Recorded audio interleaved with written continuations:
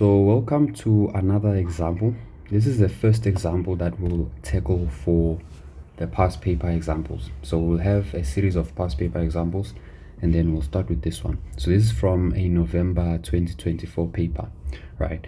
So in this example, or in this problem rather, we are given that point P, we have a point P, it's a point charge of plus 2 nanocoulombs. Remember that nanocoulombs, you can convert this to 2 times 10 to the power minus 9 coulombs, right?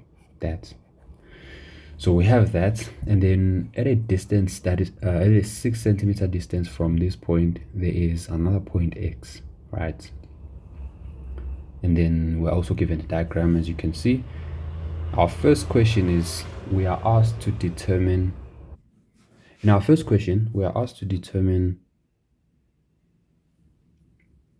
the magnitude of the electric field at X, right?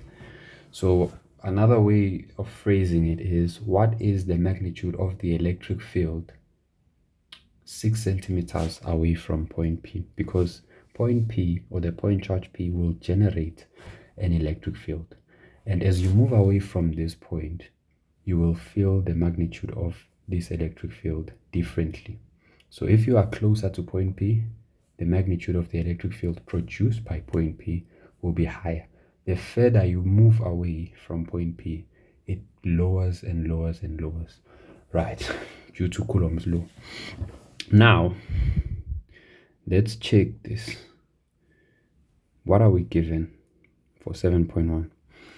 So we are given the following, right? We have Q being 2 nanocoulombs, which we said rather is 2 times 10 to the power minus 9 coulombs. And then our distance from point P to X is 0.06 meters, which is 6 centimeters. Remember, we work with meters here, not centimeters. That's why we had to convert. You always have to convert. Now, let us calculate based on what we're given. We know that we can say electric field, the magnitude of the electric field at point X is KQ over R squared. Then we can punch this in a calculator. K is obviously a constant. It's always given. It's 9 times 10 to the power 9. And then we are given the magnitude of the charge, which is 2 times 10 to the power minus 9. And then, we are given the distance, 0.06. Ooh, my 6 looks weird.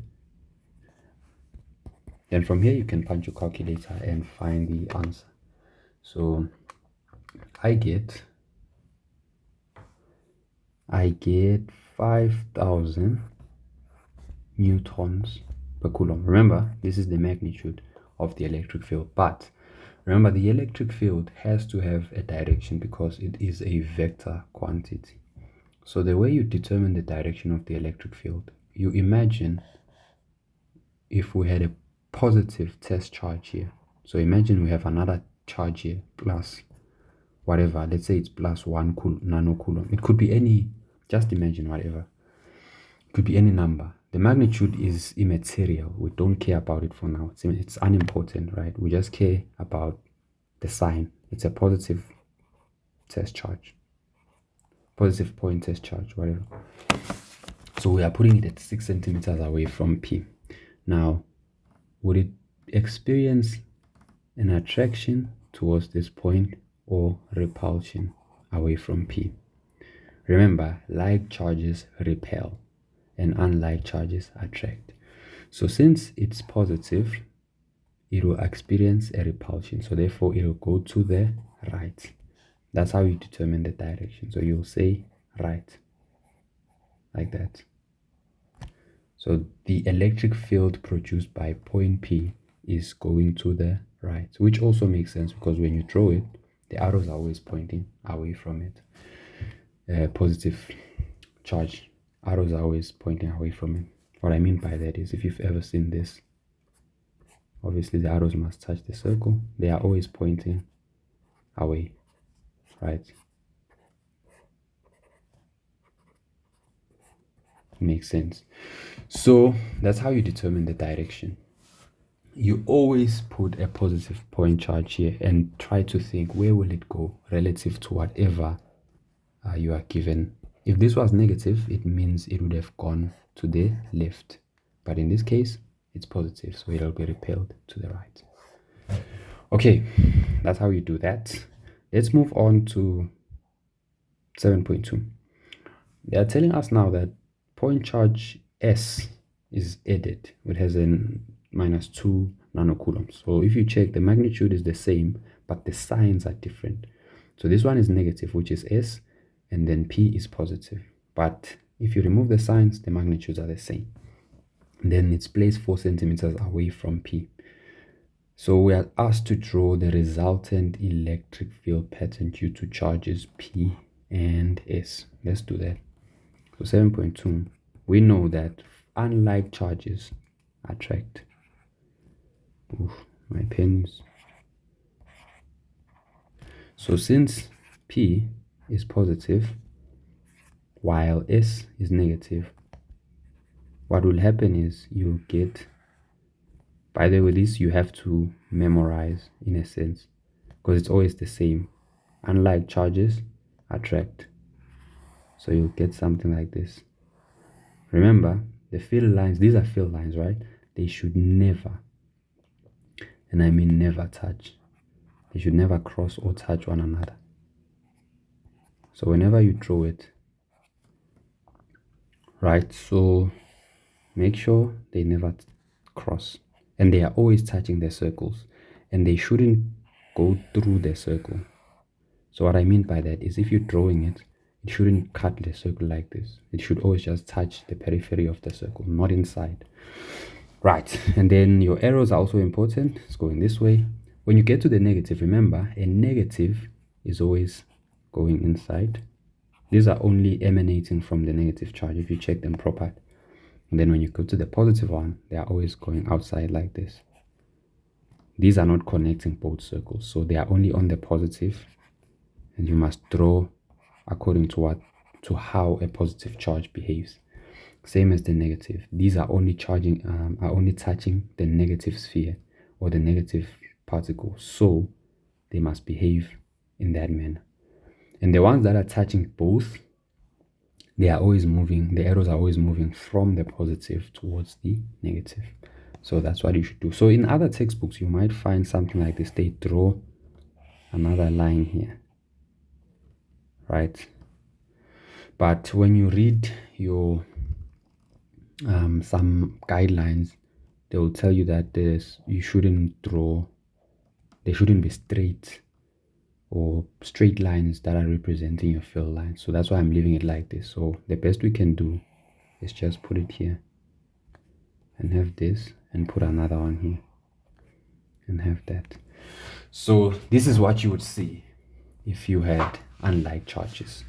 This is symbolic, or it's a representation of the attraction between these two charged particles. All right, so let's move on to another question. So we're still on this very example. So it had another sub question, right? So this is our 7.2. We're done there. Let's move to 7.3. All right, 7.3 says we have a third point charge that is introduced and is placed 2 centimeters away from S, right? As shown in the diagram below. Okay, we can see that. And then point charge T experiences a net electrostatic force of 2.5. Oh, my bad.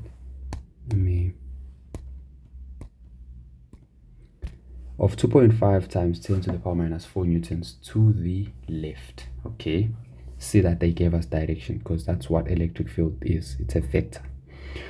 And then the first question that we are told, or we are asked rather, is state Coulomb's law in words. So one thing you must always do here, before you go to an exam, always make sure you know all your laws and all your definitions, because they account about, I think, 13, if I'm not mistaken, 13% of the paper. Right, but you can confirm with your teacher.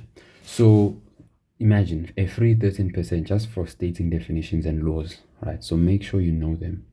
just a day before your exam or 2 days before, just memorize all of those things so that you take that 13%. Okay, let's get to it. So Coulomb's law basically says, and I'm sure you also know it, it's that, and you will state it in words. It's given here. What that means is, if they didn't specify how you could state it, you could have used a formula to explain Coulomb's law. So now they explicitly tell you they need it in words. If they didn't say in words, you were going to simply say F is equals to K Q1 Q2 over R squared. This is Coulomb's law, but not in words. So in this case, they specifically asked for it in words. Right, that's another important thing. So in words, we know that it says the electrostatic force between 2-point charges is directly proportional to the product of the charges and inversely proportional to the square of the distance between these two charges, or between the charges. Right, so that's what it says basically. You can even say it by looking at the formula. The product is at the top, so obviously the force will be directly proportional to that. And since this is a denominator to the fraction, it means the force will be inversely proportional to that, because as you increase the distance, the force will decrease, but as you decrease the distance, the force will increase. So they go in opposite directions. That's why we say inversely proportional. Right, now that we have that, we can write our definition. Okay, so that's how you would write that definition. And then, what is the polarity of charge T? Choose from positive or negative. In this case, they didn't ask you to specify why, or to sort of support your answer as to why you would choose positive or negative. So you could have guessed it, but I want you to know why we choose either one, right? Let's go through it. All right, so, before we move on to that, one thing I made sure to underline on our Coulomb's law is the 2-point charges phrase. The reason I did that is to highlight to you that the limitation to Coulomb's law is that it's only applicable to point charges. So it's important for you to include these keywords in your definition or when you state Coulomb's law. Right, and then remember, we are told that it's an electrostatic force. I said field, my mistake, sorry about that. It's electrostatic force. So let's get to it. So what is the polarity of charge T? Let's break it down. So if T is negative, let's just say T is negative. Let's check if that would be the right answer. If T is negative, it is next to S, right? So let's say this is negative as well. These two, T will be repelled because these are like charges, right? T will be repelled. So it will have a force to the right. It will experience a force to the right.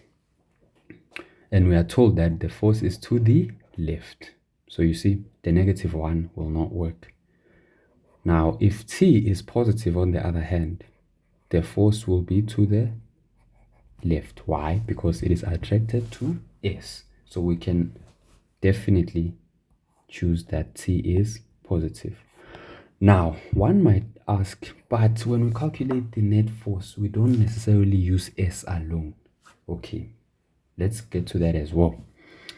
So let's include P as well. So we have P being positive, T being negative, S being negative, and T being positive as well. If T is positive and P is also positive, it means T will experience a force due to P to the right, and then it will experience a force. Let's call this force due to P, and then let's call this force due to S. Right. Remember, they said net electrostatic force. Net means it's a combination. Now, it's the resultant when we check the force on T due to P and the force on T due to S. So if we sum these two, we find that the force of attraction by S on T is way bigger than the force of repulsion by P on T. That's why the net electrostatic force will be to the left. And this makes sense. Why? P and S have the same magnitude of charge, but compared to T, S is closer to T, so T will feel a greater amount of force from S than it would feel from P. S is 2 centimeters away from T, but P is 6 centimeters away from T. So that's why we are very much convinced that T must be a positive charge. So the answer here is positive. So you must follow that type of logic. Obviously, they didn't ask you to give the reason, but it's important to know what's the reasoning behind. Calculate the magnitude of charge T. All right, so with this one, think about it. We are given the net electrostatic force. So what that means is, if we draw the free body diagram of point T, you will have this force due to P. Let's call it Fp. And then you will have, notice that I'm making this arrow bigger than Fp because I'm convinced that the force exerted by S on T is greater than that force exerted by P on T. So let's call this Fs. So when we do the net force, we will say F net is equals to Fs plus Fp. But we must choose a direction. I will choose left as positive. So that means Fp will be negative. So we will have Fs plus minus Fp. Right? So these are just symbols for now. We haven't put numbers to it. So how do we find Fs and Fp so that we can solve for the magnitude of the charge on T? Let's substitute. Remember, the electrostatic force between two charged objects, or charged point charges rather, is, okay, we will leave F net as is. For Fs, what we are saying is the force between S and T, or the force that S exerts on T. Another way of phrasing it, they would say the force on T due to S. So how you would do that is you would say K, Q1, Q2 over R squared. This is for the S minus K, Q. In fact, we can even change, let's call PQ1, Q2, and Q3. Right, let's call them like this. So when I say Q1, Q2, I'm referring to, so it should be Q1, Q3 instead. Q1, since it's Fs, remember S we said is Q2. So it's between S and T, so we'll say Q2 and Q3, so that our lives are easier. And then the one between P and T is Q1 and Q3. Notice Q3 is common between these two terms. So now, all this over R squared. So from here, we can substitute our values and then solve for Q3, right, which is our charge on T. Let's get to it. So let me substitute. Starting with the force between S and T, we know that the charge on S, which is Q2 in our case, is 2 times 10 to the power minus 9, which is 2 nanocoulombs. And the distance between S and T is 2 centimeters, right? Which is 0.02 squared. And Q3 is unknown. We leave it as is. Q3 represents our charge on S. Where you could have named it QS, QT, and so on. It will still be acceptable. And also for here, you could have factorized. I just didn't factorize because I want you to see every step. But if you are mathematically adept or sophisticated, if I can call it that, you are more than welcome. If you are comfortable with the math, you are more than welcome to do so, to factorize. And then we could have 9 times 10.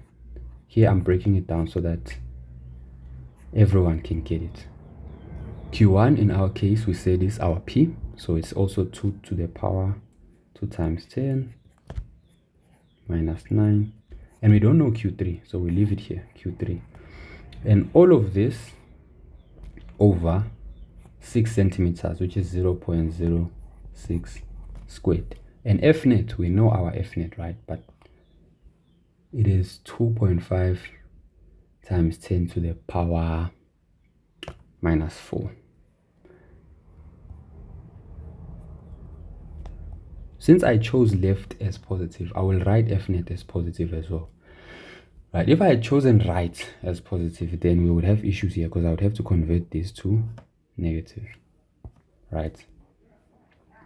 So that's why I conveniently chose left to be positive. So that when I substitute my net force, I just substitute the positive answer. Okay, from here, you can work out your final answer. Let's just quickly work it out. So when I punched everything in the calculator, you're more than welcome to do it step by step, but I'm just taking a mere shortcut. I punched all of this in my calculator, all of this. And then I get 4,000. Is it 40? Oh, it's 40,000, sorry. Times Q3, because we don't know Q3. And 2 times 5 times 10 to the power minus 4. So from here, you can just divide both sides. Divide this side by 40,000, sorry. Divide this side as well by 40,000. And then finally, you get that Q3 is equals to, I get 6.25 times 10 to the power minus 9 coulombs.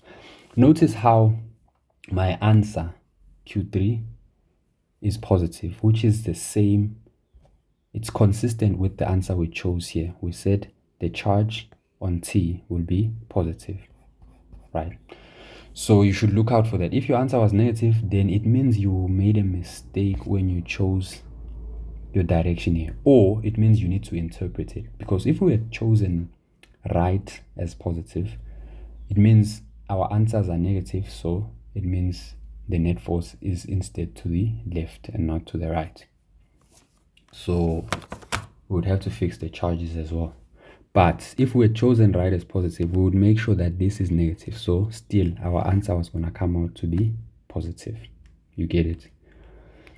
So we wouldn't have to convert the charge because you can't do that. It's not legal, right? So you would have to make sure that when you substitute the net force, you put it as negative here, because now you chose right as positive and not left instead. So that's one thing you must note.